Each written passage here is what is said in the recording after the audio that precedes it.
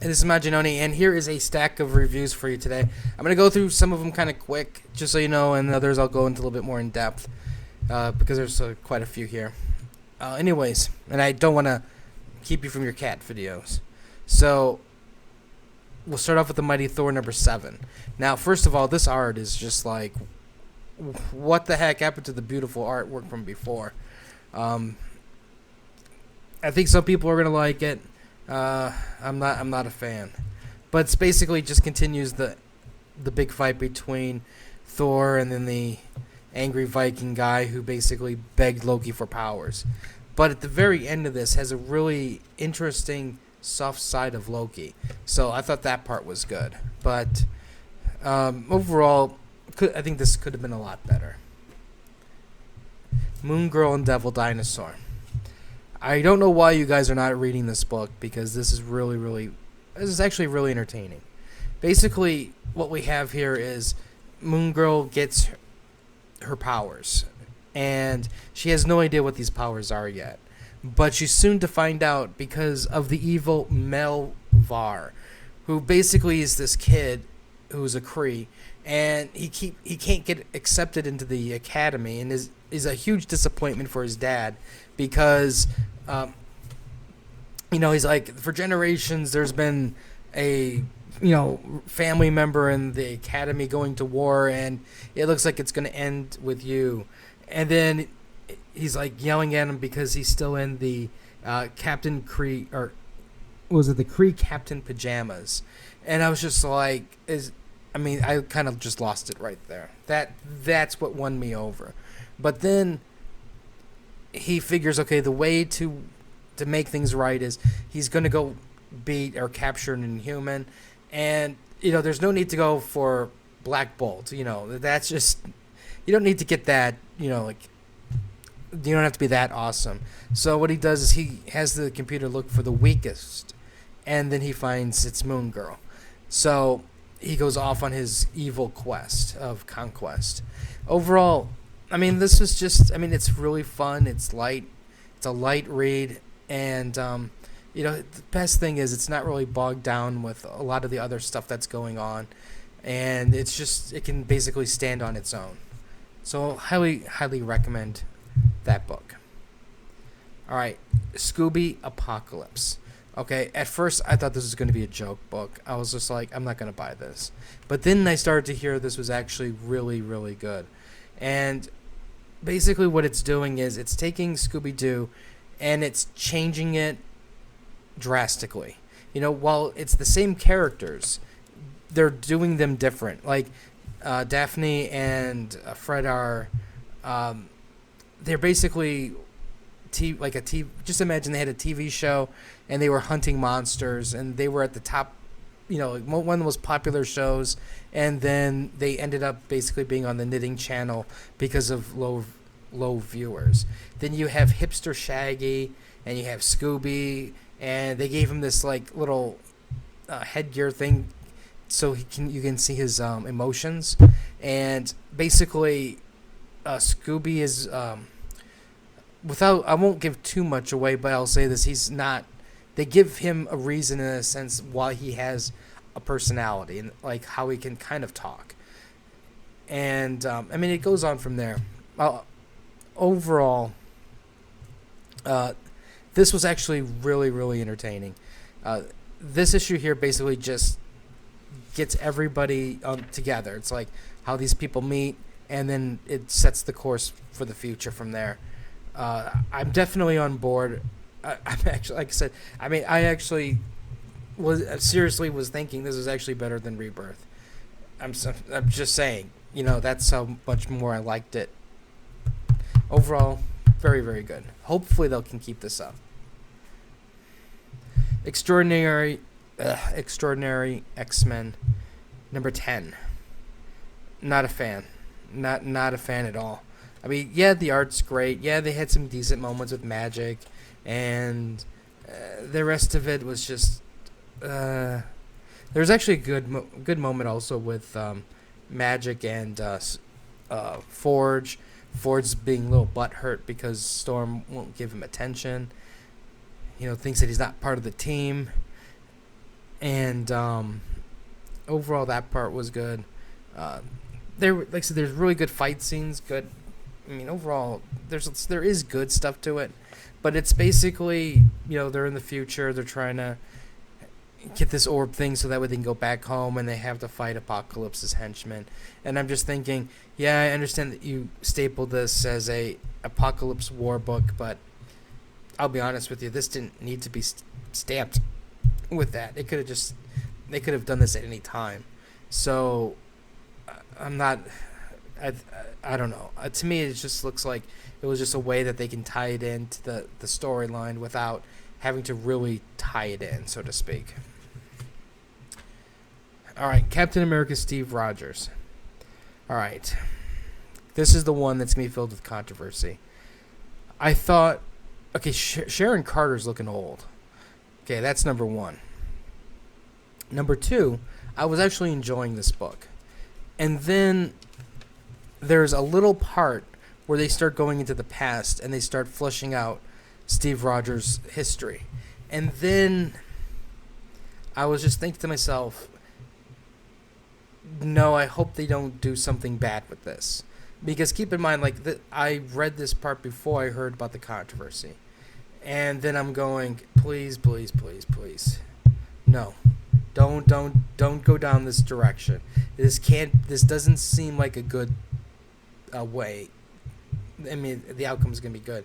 And sure enough, I just was like, why did you have to make a significant change like that just to change it and to create controversy?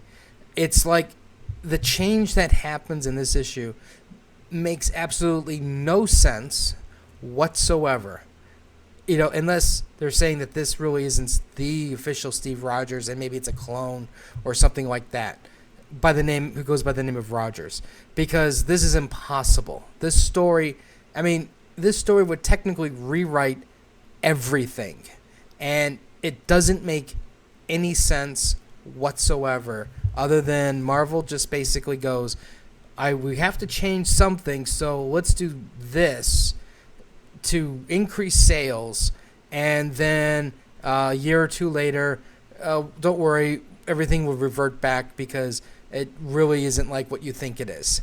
He's just doing stuff to get closer to the Red Skull, which again just doesn't even make sense. It's just, I don't know.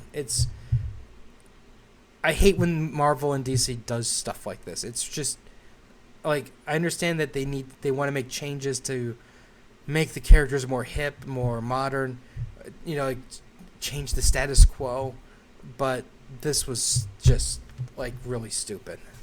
Unbelievably stupid. Especially with the movie tie-ins.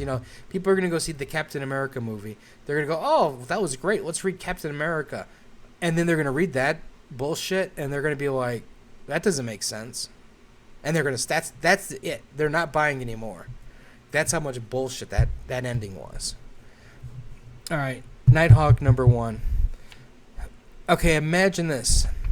Imagine a Punisher who is affected by diversity and doesn't have guns. And this is what Nighthawk is. It's basically Nighthawk, he's living in Chicago, and he basically beats down some white supremacists, and instead of just beating them to a pulp, which, that's fair, he blows them up. And not only does he blow them up, he just can't use a grenade or something like that. He's got to use one of his owl drones that cost thousands of millions of dollars to make type thing. So that part's just stupidity. The art is okay. Not the greatest, but it's all right. A lot of violence, if you like that. While he's going around beating up the white supremacists and stuff, there is somebody going around committing very ghastly murders. And there's also somebody who's trying to destroy a huge apartment complex in one of Chicago's worst neighborhoods, because the rampant crime there. And what he wants to do is tear it all down, and he's going to build a condominium high rise. Now, the thing that is interesting about this story this is actually is kind of going on right now in Chicago, because I mean, I used to live in Chicago, and the south side of Chicago was bad. I mean, really bad, and it's from my understanding, it's worse in many areas. And I remember like recently watching one of those house hunting shows, and around the same time they had what's going on like in Chicago real estate. And what's happening is a lot of these people are tearing down these huge complexes where there's like hundreds of, I don't even know if there's thousands, but there's, I mean, probably not thousands, but there's at least hundreds of people in this thing. And they're tearing it down, and then they are putting up the very expensive high-rises, and they're basically pushing out the minorities from a low-income area to like a very high-end part of town.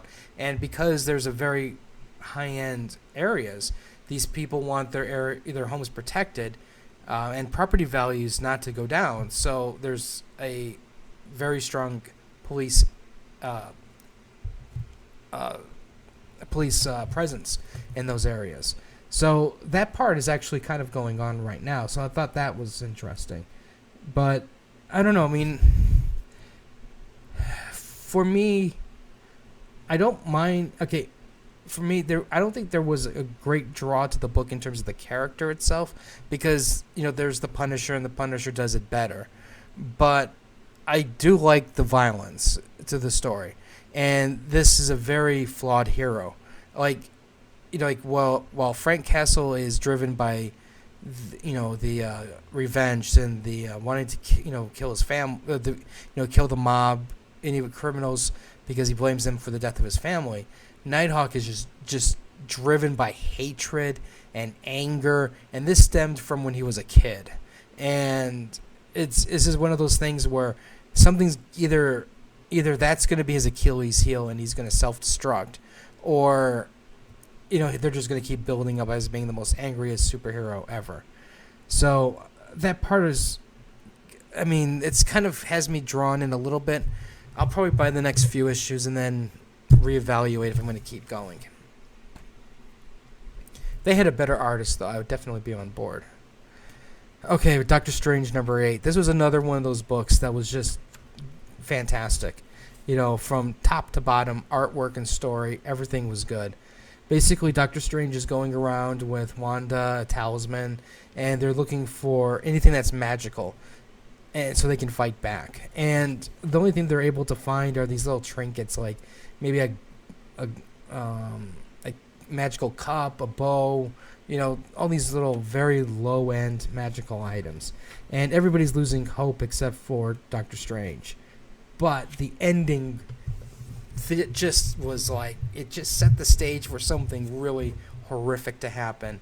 And I want issue 11 right now. That's how much I want to see what's going to happen. Overall, I did enjoy it. I thought it was very good. This is another one of those books that I definitely thought this is one of those, for me, the book of the week type of contenders. It was just really, really good. And who would have thought Doctor Strange would be good again? Because this book has been bad for years. But anyways, overall, must buys. Must buy. If you have any comments or questions, let me know.